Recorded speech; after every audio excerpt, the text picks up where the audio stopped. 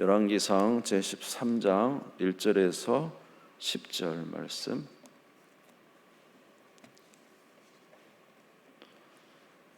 구약성경 537조. 구약성경 537조. 열왕기상 제13장 1절에서 10절. 찾으신 줄 알고 봉독하겠습니다. 보라, 그때 하나님의 사람이 여호와의 말씀으로 말미암아 유다에서부터 베델에 이르니 마침 여로보암이 제단 곁에 서서 분향하는지라.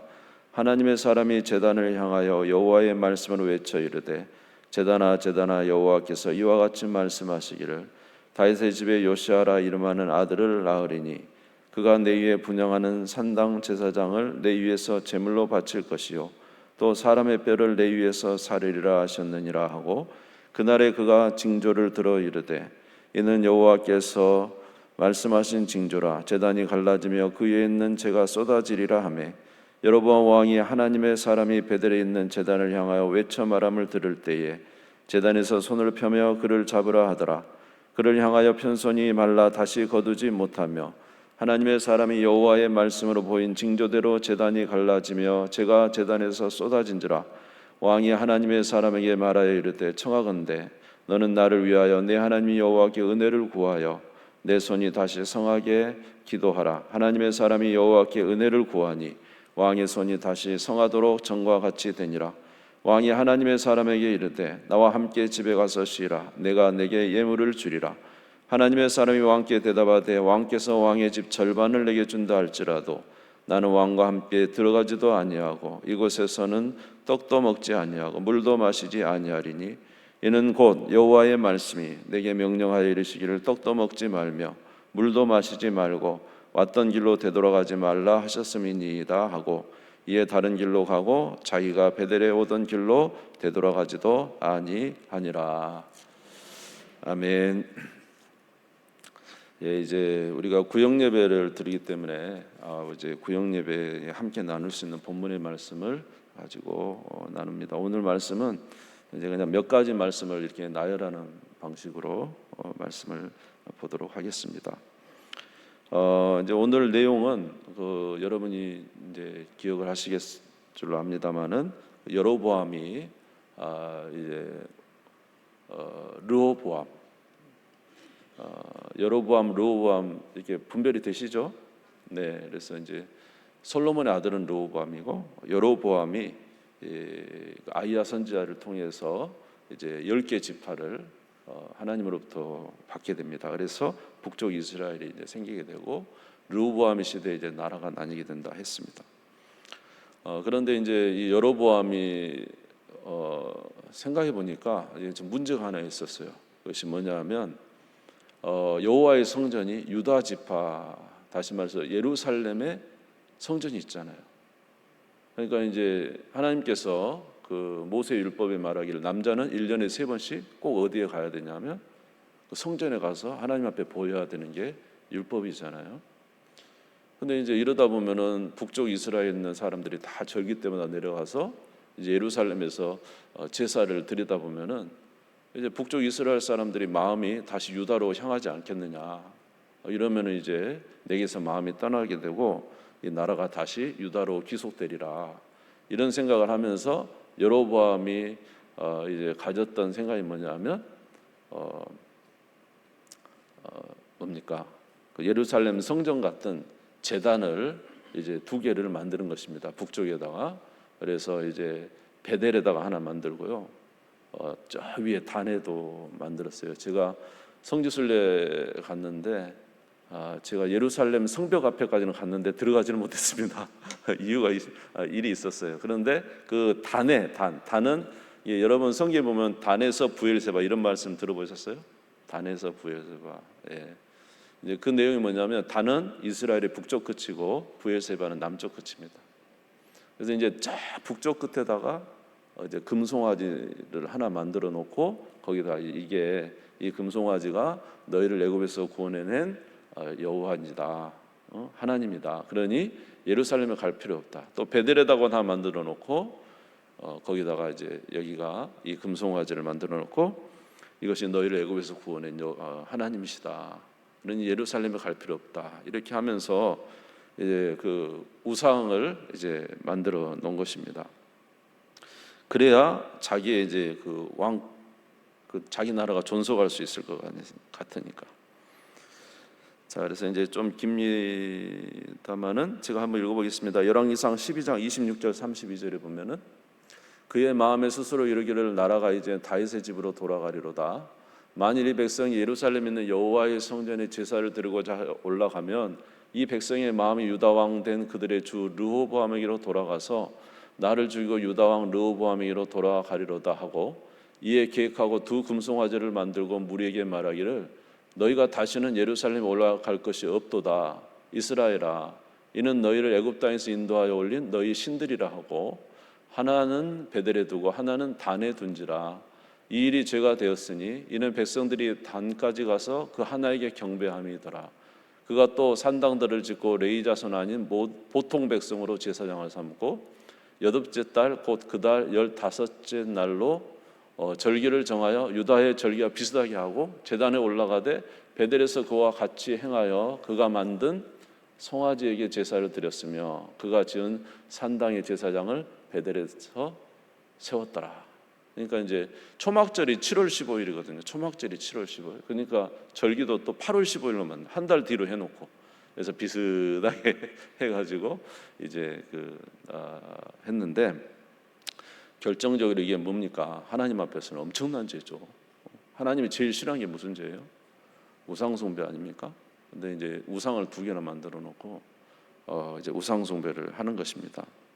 출애굽기 20장 4절에서 5절에 보면은 너를 위하여 새긴 우상을 만들지 말고 또 위로 하늘에 있는 것이나 땅 아래로 땅에 있는 것이나 땅 아래 물속에 있는 것에 어떤 형상도 만들지 말며 그것들에게 전하지 말며 그것들을 섬기지 말라. 나 내 하나님 여호와는 질투하는 하나님이죠. 나를 미워하는 자의 죄를 갚되 아버지로부터 아들에게로 3, 4대까지 이렇게 하거니와 그랬습니다. 하나님은 우상 숭배를 싫어하시고 그래서 이제 그것에 대해서 벌하실 것에 대해서 말씀을 하셨거든요. 이렇게 극악한 우상 숭배를 했으면은 우리 생각 같으면 그냥 여로보암을 멸하시면 될 것 같은데 하나님은 꼭 기회를 좀 주십니다. 그래서 지금 이제 오늘 본문의 말씀에 여로보암이 그 베델의 단에서 자기가 직접 이제 분향을 하려고 그래요. 모은 백성 모아놓고 거기서 그 송아지에게 분향을 하려고 하는 그때에 하나님께서 하나님의 사람 유다에서 하나님의 사람을 보내가지고 그것에 대한 잘못을 이제 지적을 하십니다. 열왕기상 13장 오늘 우리 본문입니다. 1절에서 3절을 한번 같이 읽겠습니다. 시작. 보라 그때 하나님의 사람이 여호와의 말씀으로 말미암아 유다에서부터 베델에 이르니 마침 여로보암이 제단 곁에 서서 분향하는지라. 하나님의 사람이 제단을 향하여 여호와의 말씀으로 외쳐 이르되 제단아 제단아 여호와께서 이와 같이 말씀하시기를 다윗의 집에 요시아라 이름하는 아들을 낳으리니 그가 내 위에 분향하는 산당 제사장을 내 위에서 제물로 바칠 것이요 또 사람의 뼈를 내 위에서 살리리라 하셨느니라 하고 그날에 그가 징조를 들어 이르되 이는 여호와께서 말씀하신 징조라 제단이 갈라지며 그 위에 있는 재가 쏟아지리라. 그래서 막 이제 백성들 모아놓고 그 베델에서 이제 그 제사의 절정인 분향을 이제 하려고 하는데 그때 유다의 하나님의 사람이 나타나서 저주를 합니다. 제단아 제단아 나중에 요시아라는 왕이 나타날 것인데 그 왕이 이 제단의 제사장을 불살라 제사를 드리고 사람들의 뼈를 갖다가 너를 제단 위에서 태우리라. 그리고 이거의 징조로 제단이 무너지리라. 여러분 그 뼈를 갖다 태운다는 것은 이스라엘로 말하면 아주 이 지저분한 거 말하는 거죠. 그러니까 완전히 이제 뭡니까? 시체가 있는 곳이 얼마나 그렇습니까? 그런 지금 이 제단에 대해서 하나님께서 완전히 회파하시고 이제 모든 것을 다 처리하실 것에 대해서 요시야 왕이라는 사람을 통해서 행할 것에 대해서 말씀을 하셨어요. 그래서 이제 그 하나님이 바로 이제 이 여로보암을 치시지 아니하고 이런 일이 있을 것이다. 그러니까 여로보암이 뭐라 하냐면 저놈을 잡아라 이렇게 한 겁니다. 저놈을 잡아라. 이제 갑자기 한 사람이 나타나서 모든 분위기를 다 망치니까요. 지금 저놈을 잡으라. 그러니까 어떻게 했냐면 그 사람의 손이 말라버렸어요. 열왕기상 13장 4절입니다. 여로보암 왕이 하나님의 사람이 베델에 있는 제단을 향하여 외쳐 말함을 들을 때에 제단에서 손을 펴며 그를 잡으라 하더라. 그를 향하여 편손이 말라 다시 거두지 못하나. 딱 굳어버린 거예요. 손이 갑자기. 그래서 이제 이렇게 다시 굽히지를 못해. 딱 펴져가지고 말라버렸다는 거죠. 자, 그러면은 지금 이게 뭡니까? 하나님께서 그 여로보암을 징계하시는 거잖아요. 이 우상 숭배가 잘못됐다는 것을 알려주고 이 손을 딱 이렇게 말리게 하신 것은 뭡니까? 지금 하나님께서 그에 대한 잘못에 대한 징계 아닙니까? 그러면은 여로보암이 어떻게 하냐면 사실은 회개를 해야 되는 거예요. 회개를. 엄청난 죄를 저질렀으니까. 그런데 여로보암이 이제 손을 다시 굽히긴 해요. 왜냐하면 그 하나님의 사람에게 기도해 주라 그랬어요. 그런데 회개를 하지 않습니다. 열왕기상 13장 6절에서 7절 보시면 왕이 하나님의 사람에게 말하여 이르되 청하건대 너는 나를 위하여 내 하나님 여호와께 은혜를 구하여 내 손이 다시 성하게 기도하라. 하나님의 사람이 여호와께 은혜를 구하니 왕의 손이 다시 성하여 전과 같이 되니라. 왕이 하나님의 사람이 이르되 나와 함께 집에 가서 쉬라. 내가 내게 예물을 주리라. 그래서 이제 손이 안 굽어지니까 다시 기도해 주라서 그 하나님의 사람이 기도하니까 손이 다시 온전해졌어요. 그럼 이제 회개를 해야 되는데 어떻게 하냐면 하나님의 사람한테 자 우리 집에 갑시다. 우리 집에 갑시다. 그래서 이제 먹을 걸 주고 쉬게 하겠습니다. 이렇게 이야기합니다. 이게 뭐냐면 지금 온 백성 앞에서 이 우상 숭배에 대해서 하나님이 잘못된 것을 공표하신 거죠. 지금 손이 안 되니까.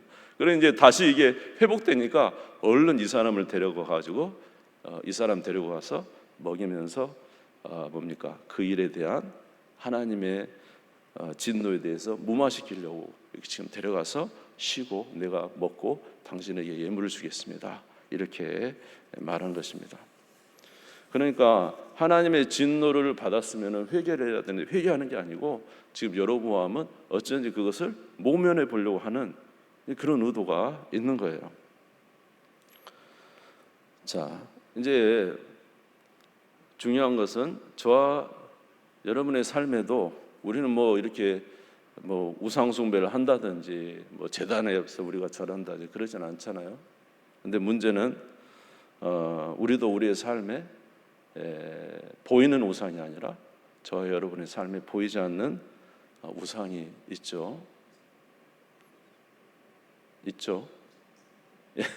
있죠. 그래서 그런 보이지 않는 우상. 근데 주님께서 저와 여러분에게 이렇게 한 번씩 그것이 아니다는 걸 알려주실 때가 있어요. 그럼 어떻게 해야 될까요? 돌이켜야 되잖아요. 근데 돌이키지 않죠. 이제 그렇게 되면은 하나님의 이제 진노가 계속되는 것입니다. 하나님을 의지해야 되는데 하나님보다 이제 물질을 의지하고 하나님을 의지해야 되는데 하나님보다는 사람을 의지하고 이 땅에 어떻게 하면은 좀 더 하나님을 통해서 살아가려는 삶을 살아야 하는데 어떻게 하면 인간적인 지혜를 많이 해서 좀 더 이제 이 나의 삶을 잘 이루어볼까 하는 그런 생각으로 가득 차 있고 하나님을 신뢰함으로 기도함으로 살아야 되는데 기도하는 게 아니라 어쩐지 말을 많이 해서 사람들의 인식을 돌리고 그렇게 해서 살아가려고 하는 마음들. 오늘도 제가 어쩌다 보니까 이렇게 굉장히 말을 많이 하는 것 같더라고요. 오늘. 이게 내가 왜 이러지? 내가 왜 이렇게 말을 많이 하지? 그런 생각도 좀 했어요. 우리가 알지 못하는 사이에 정말로 주님을 의지하고 살아야 되는데 그렇지 못할 때가 참 많은 거죠. 하나님은 그때그때마다 우리가 그것을 아니다는 것을 알려주십니다. 여러분 그 사울 왕이 어떻게 해요? 하나님께서 그 블레셋과의 전쟁에서 그 7일을 기다리라고 그랬잖아요. 근데 이제 7일 기다리라 그랬는데 기다리질 못해요. 그래서 이제 막 백성들이 다 뿔뿔이 흩어지니까 나중에 자기가 갔다가 하나님 앞에 분향하고 제사를 드려봅니다. 제사장들이 해야 할 일. 근데 딱 제사를 드리고 나니까 누가 나타나냐면 사무엘이 딱 나타나죠. 그래서 왕이 망령도에 행하였도다. 제사장이 할 일을 왕이 했으니 하나님 앞에 온전한 제사도 아니고 인내도 못하고 왕이 망령도에 행하였도다. 그러면서 사무엘이 하는 말이 이제 왕의 왕위를 다른 사람에게 하나님이 주실 겁니다. 이렇게 이야기했어요. 그런데 하나님께서 그 일을 바로 직접적으로 행하지 않았어요. 어떻게 했냐면 또 한 번의 기회를 줍니다. 무슨 기회를 주냐면 아말렉과의 전쟁을 할 때 그 아말렉에 가면은 남녀 모두 다 멸하시고 우양도 다 쳐버려라. 아예 싹 멸하라고 이렇게 하시거든요.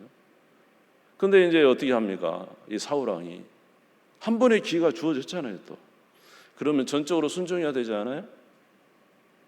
근데 가가지고 어떻게 합니까? 전쟁은 다 이겼는데 거기서 살찌고 좋은 것은 다 가져오죠.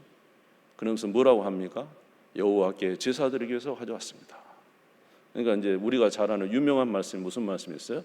순종이 제사보다 낫고, 아멘.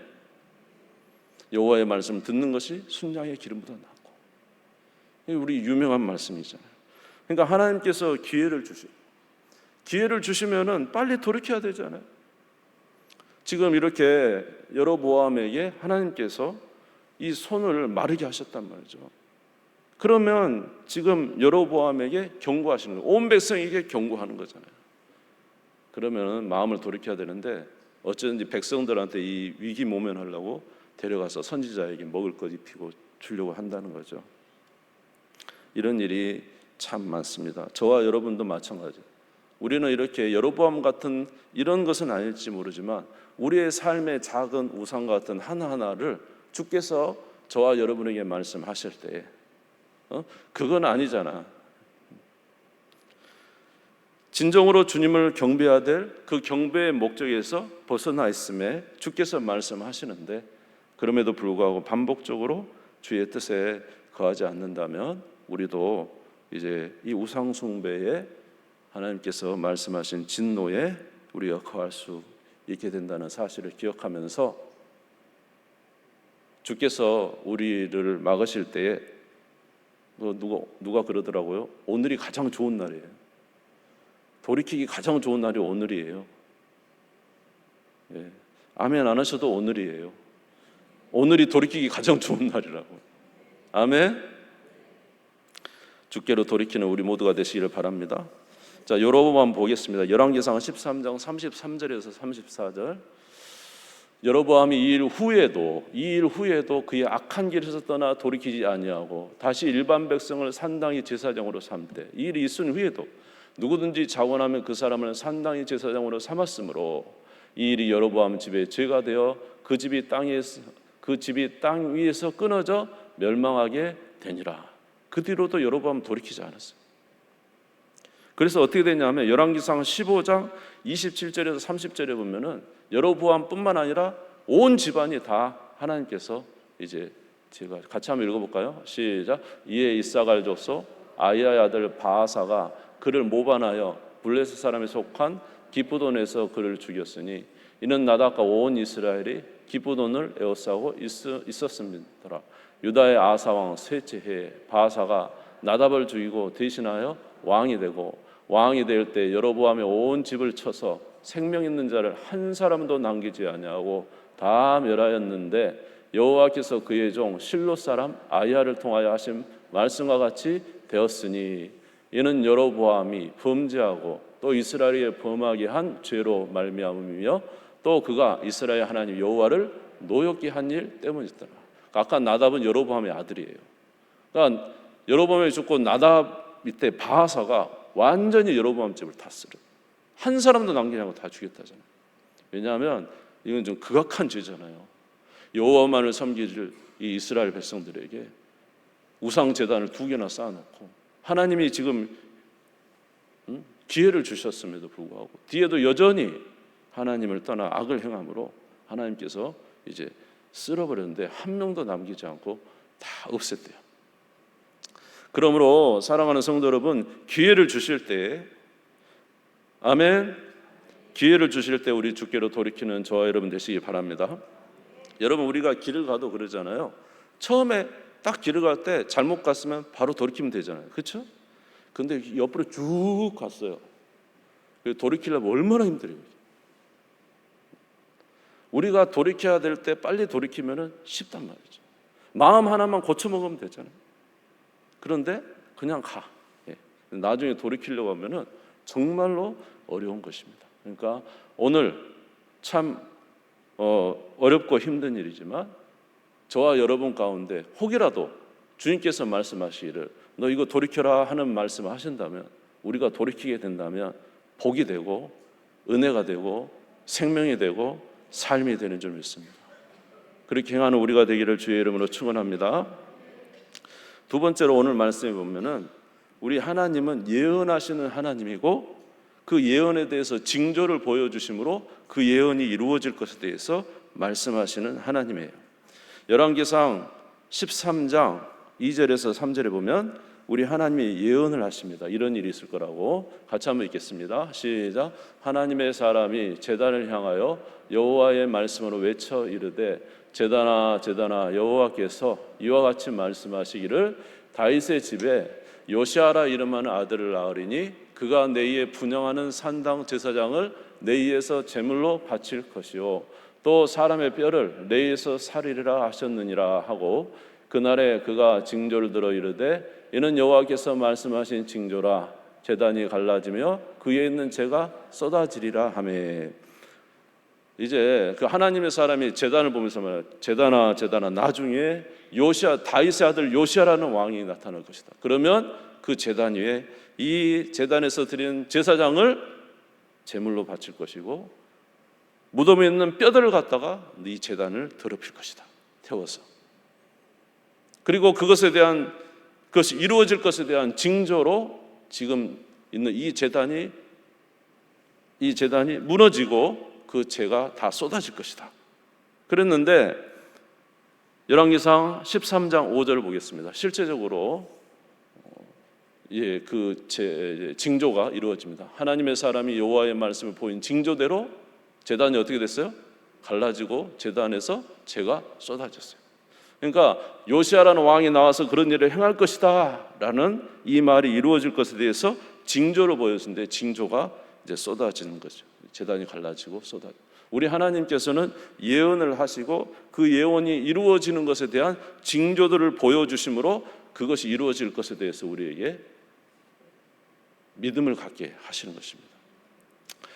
그런데 이제 우리 하나님께서 저와 여러분들에게 주시는 이제 이 예언이 뭡니까?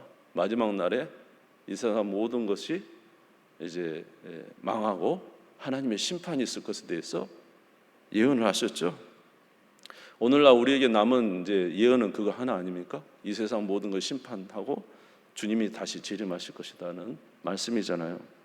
마태복음 24장 29절에서 31절에 보면은 그날 환란 후에 즉시 해가 어두워지며 달이 빛을 내지 아니하며 별들이 하늘에서 떨어지며 하늘의 권능들이 흔들리리라. 그때 인자의 징조가 하늘에 보이겠고 그때 땅의 모든 족속들이 통곡하며 그들이 인자가 구름을 타고 능력과 큰 영광으로 오는 것을 보리라.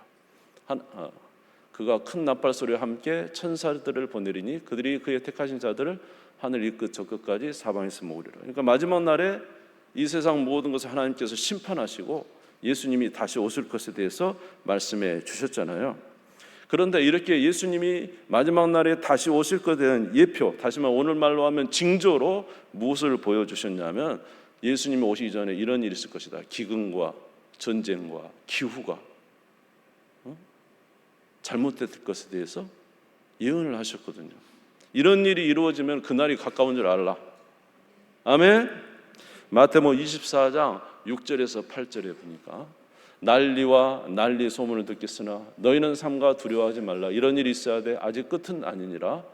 같이 읽겠습니다. 시작. 민족이 민족을 나라가 나라를 대적하여 일어나겠고 곳곳에 기근과 지진이 있으리니 이 모든 것은 재난의 시작이다.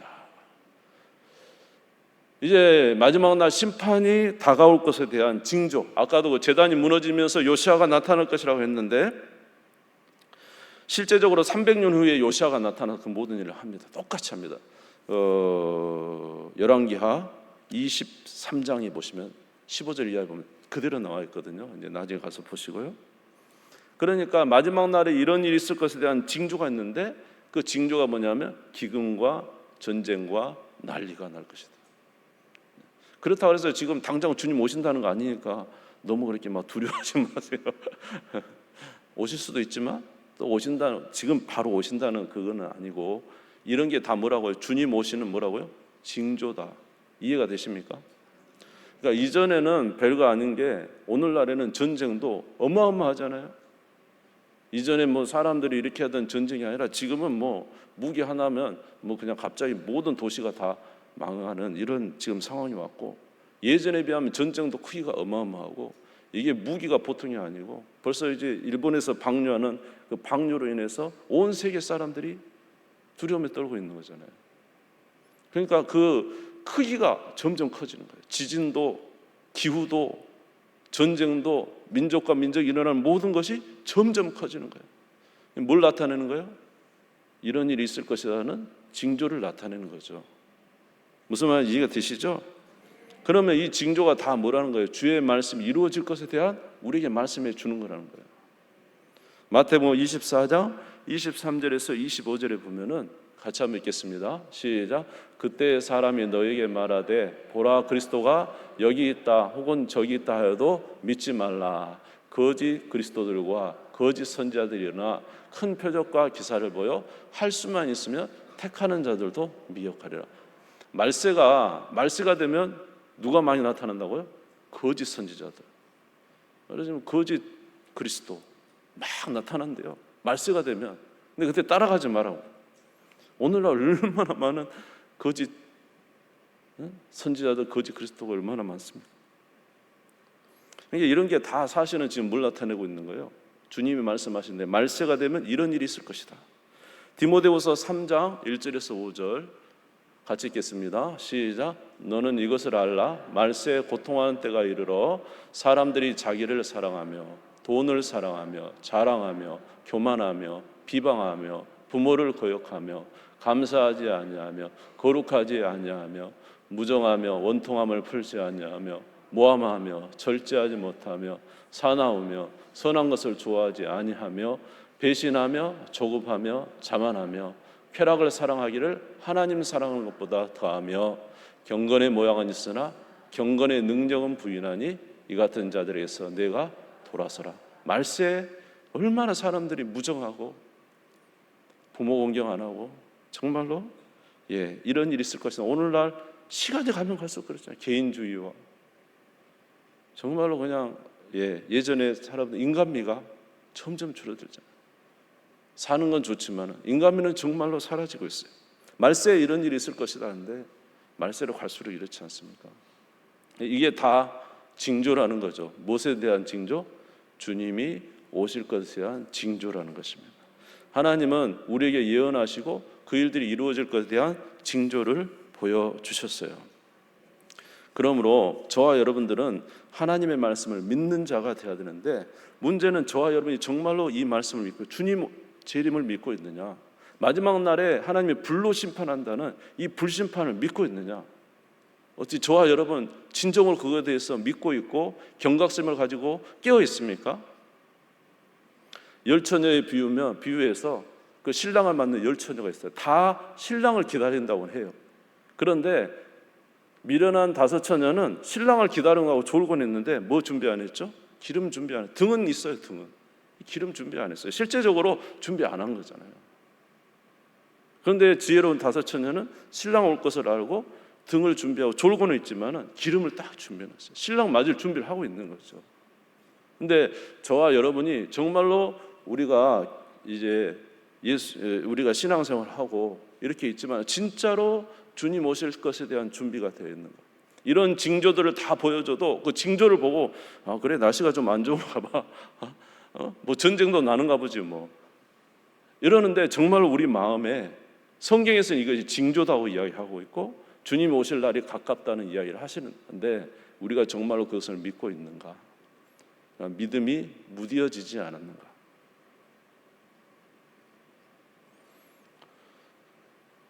그래서 성경에서 뭐라 그랬냐면 한번 따라서 깨어서 기도하라. 계속 기록되어 있는 내용이지 않습니까? 누가복음 21장 34절에서 36절에 보니까 우리 같이 한번 읽겠습니다. 시작. 너희는 스스로 조심하라. 그렇지 않으면 방탕함과 술 취함과 생활의 염려로 마음이 둔하여지고 뜻밖의 그날이 덕과 같이 너희에게 임하리라.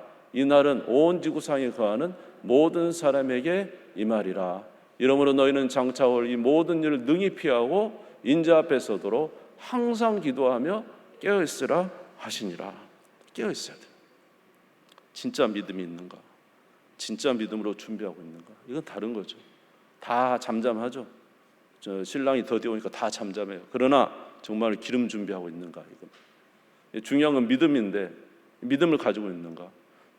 믿음은요 들음에서 나오고 들음은 그리스도의 말씀으로 말미암는데 여러분 날마다 주의 말씀을 묵상하면서 깨어 있어야 되잖아요. 참 우리 이전 시대는 이전의 시대 글쎄요 잘 모르겠어요. 이전 시대는 못 먹고 못 살고 어려우니까 주님 붙들어서 지금은 먹고 사는데 전혀 부족함이 없고 하기 때문에 주님 붙들어야 될 상황이 우리가 안 되기 때문에 이전에 비하면 우리가 정말로 이제 주님의 이 믿음, 재림과 그날을 준비하는 믿음에 대해서는 우리가 너무너무 무뎌져 가고 있지 않나 이런 생각을 합니다. 그러니까 정말로 깨어 있지 않으면 안 돼요. 깨어 있어야만 되는 거예요. 그래서 기도해야 되고 하나님의 말씀으로 날마다 묵상함으로 우리의 영혼이 깨어나야 됩니다. 한번 따라서 할까요? 믿음은 들음에서 나오고 들음은 그리스도의 말씀으로. 아멘. 그래서 정말로 말씀을 날마다 보면서 깨어 있어야 되는데 그러지 못한다고 한다면 얼마나 안타까운 겁니까? 사실은 저와 여러분이 정말로 깨어 있어야 될 순간들이다라는 사실 잊지 마시기 바랍니다. 세 번째로는 하나님의 사람은 하나님의 명령에 순복해야 되기 때문에 뒤돌아보거나 딴 짓을 하면 안 된다. 뒤돌아보거나 허튼 일을 해서는 안 돼요. 이제 여로보암 왕이 그 하나님의 사람을 회유하잖아요. 같이 가서 떡도 먹고 물도 마시고. 그런데 여러분 떡도 먹고 물도 마시자고 하는 것은 뭐냐면 이건 뭐냐면은 교제하자는 거예요. 교제. 예수님이 누구와 교제했죠? 세리와 죄인들과 함께 먹고 마시죠. 이스라엘 백성들이 함께 떡도 먹고 물도 마신다는 건 그들과 교제한다는 의미잖아요. 그러니까 지금 왕이 이 하나님의 사람을 가서 내가 당신을 선대하고 먹을 것을 제공하겠습니다라는 것은 지금 당신과 교제하겠다는 거예요. 그런데 뭐라 그랬냐면 하나님이 절대로 너는 이 베델에 가거든 절대로 그들과 떡도 먹지 말고 물도 마시지 말고 다시 길을 돌아가지도 말고 내가 지시한 길을 그대로 그냥 가라고 이렇게 말해요. 왜냐하면 지금 이미 북쪽 이스라엘 여로보암과 지금 거기 있는 사람들은 하나님을 섬기는 사람들이 아니에요. 그러니까 그들과 교제하는 순간 이 하나님의 사람도 마음이 흐지부지 돼서 세상으로 뺏겨버릴 수가 있어요. 그러니까 떡도 먹지 말고 물도 마시지 말고 길도 되돌아가지 말고 다시 하나님 지시한 길로 가라 이렇게 말합니다. 열왕기상 13장 7절에서 9절 이제 같이 한번 읽겠습니다. 시작. 왕이 하나님의 사람에 이르되 나와 함께 집에 가서 쉬라. 내가 네게 예물을 주리라. 하나님의 사람이 왕께 대답하되 왕께서 왕의 집 절반을 내게 준다 할지라도 나는 왕과 함께 들어가지도 아니하고 이곳에서는 떡도 먹지 아니하고 물도 마시지 아니하리니 이는 곧 여호와의 말씀이 내게 명령하여 이르시기를 떡도 먹지 말며 물도 마시지 말고 왔던 길로 되돌아가지 말라 하셨음이니이다 하고 교제하지 말라는 거예요. 하나님이 주신 명령만 같지 그들과 지금 교제에서는 네 마음이 흔들린다는 거예요. 오늘 저와 여러분에게도 하나님께서 그렇게 말씀하는 것이 있을 거예요. 너희는 절대로 접하지 말 사람들은 접하지 마라. 떡도 먹지 말고 물도 마시지 마라. 우리는 다 사람을 사랑하고 교제해야 됩니다. 그러나 성령은 저와 여러분 가운데 감동을 주셔요. 가지 말아야 된다는 것은 가지 말아야 되죠. 말하지 말라는 것은 말을 하지 말아야 되잖아요. 만나지 말라면 만나지 말아야 되잖아요. 떡도 먹지 말고 물도 마시면 되돌아가는 건 그 사람과 교제하기 위해서 가는 거잖아요. 되돌아가지도 말고 그래야 네가 하나님의 일을 할 것이다. 그런데 이 사람이 이제 그 말대로 가요. 가다가 이제 여러분 새벽예배 나와서 분들은 알잖아요. 그 늙은 선지자라고 하는 사람이 나도 천사가 말을 했다고 가서 같이 떡 먹고 같이 식사합시다. 갔잖아요. 갔다가 이제 사자한테 물려 죽습니다. 이 하나님의 사람. 하나님께서 저와 여러분에게 말씀하실 때 순종해서 우리가 많은 사람을 사랑해야 되고 또 우리가 선한 일을 행해야 됩니다만은 그럼에도 불구하고 우리는 언제나 뭐라고요? 주의 뜻대로 행하는 자가 되어야 돼요. 아멘. 성령의 감동 따라 무엇을 따라? 말씀을 따라서 행하는 자. 예수님이 마귀를 물리칠 때 가장 좋은 방법은 뭐냐면 기록되었으되 하나님의 말씀으로 물리쳤습니다. 사람이 떡으로만 살 것이 아니라 뭐라고요? 하나님 입에서 나오는 말씀으로 살 것이니라. 그렇게 우리가 살아갈 때 이 세상의 유혹에 빠지지 않아요. 그러나 여러분 그저 그래요. 떡도 먹고 마시면 좀 어때요? 괜찮을 것 같잖아요. 뭐 잠깐 돌아가면 어때요? 괜찮을 것 같잖아요. 그러나 돌아가는 순간 우리도 그들과 하나 되고 우리도 유혹에 넘어지고 쓰러지게 되는 것입니다. 그러니까 주님께서 하신 말씀이 떡도 먹지 말고 물도 마시지 말고 뒤돌아가지도 말아라. 주님이 여러분들에게 말씀하실 때 순종하는 여러분 되시기 바랍니다. 그것이 살 길입니다. 한번 따라서 볼까요? 떡도 먹지 말고 물도 마시지 말고 뒤돌아가지 마라. 누구의 명령에만 순종하고 하나님의 명령에 순종하고 성령에 순종하고 하나님 말씀에 순종하고 잘못된 걸 빨리 회개하고 하나님 잘못했습니다. 하나님 도와주세요. 빨리 돌이키겠습니다. 이렇게 하고 갈 때 하나님께서 우리를 지켜주시는 것입니다. 이렇게 살아가는 저와 여러분들이 주의 이름으로 축원합니다. 주님 세 번 부르짖고 다 같이 기도하겠습니다. 하나님 오늘